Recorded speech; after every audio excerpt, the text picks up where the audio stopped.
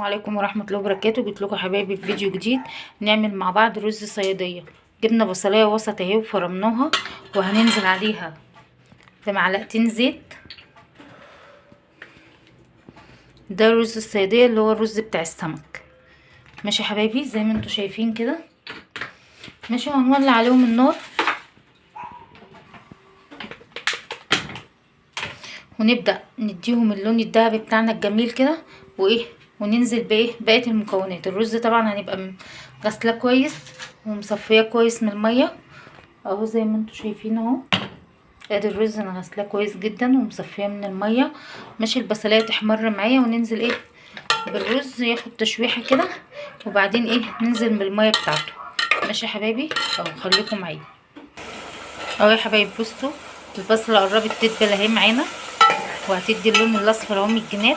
نبدا نلم كده الجناب بتاعتنا ماشي ونبدا نحمر فيها عشان ما تتحرقش معانا. ماشي يا حبايبي اهو زي ما انتم شايفين. تبدا بقى تدي اللون الذهبي وارجع له اهو يا حبايبي. بصوا اللون بقى الذهبي اهو. قربنا نخش على السوا بتاعه الحمار اللي احنا محتاجينه. ماشي زي ما انتم شايفين كده. نفضل نقلب فيه كده عشان ما يتحرقش مننا ولا من الجناب اهو زي ما انتم شايفين كده. قرب كده يدينا اللون الذهبي ننزل بقى بالميه بمعلقه صويا صوص. ماشي الصويا صوص اهو. ماشي معلقه صويا صوص وحبه ملح وكمون. ماشي يا حبايبي اهو كده. يبقى رز ده طريقه عمل رز الصياديه اهو يا حبايبي زي ما انتم شايفين اهو. خلاص كده دقيقتين بالظبط ونحط له الشوربه بتاعته او الميه بتاعته اهو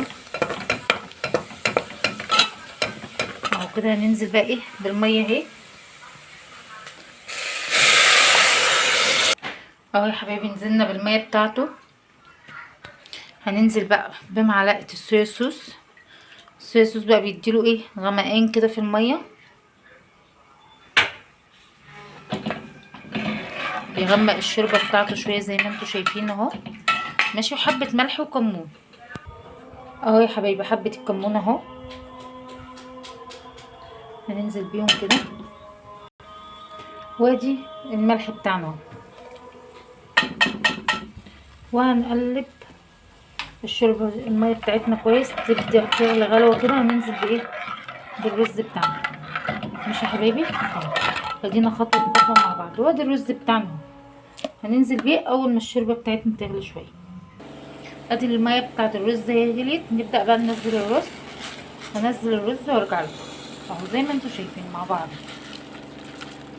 هننزل بقى الحبه دول وارجع لكم تاني. خليكم معايا اهو يا حبايبي. هنقلب الرز كويس بقى. طبعا الميه سخنه نهدي عليه النار خالص. ماشي وندوق ملحه الاول قبل ما نوطي عليه النار. هو يستوي معانا على طول. ملحه مظبوط معانا اهو. وطي عليه النار وهو يستوي بقى منه ببعضه. هيطلع مفلفل وجميل معاكي. ماشي يا حبايبي اهو زي ما احنا شايفين حبايبي. الرز استوى اهو معانا. بصوا نغرفه بقى مع بعض واوريكم. بصوا احنا موطيين عليه خالص. بصوا طلع مفلفل ازاي وزي ما انتم شايفين. ده البخار بس عامل على الكاميرا بس اهو زي ما انتم شايفين اهو. بصوا هغرف بقى واوريهولكم. خليكم معايا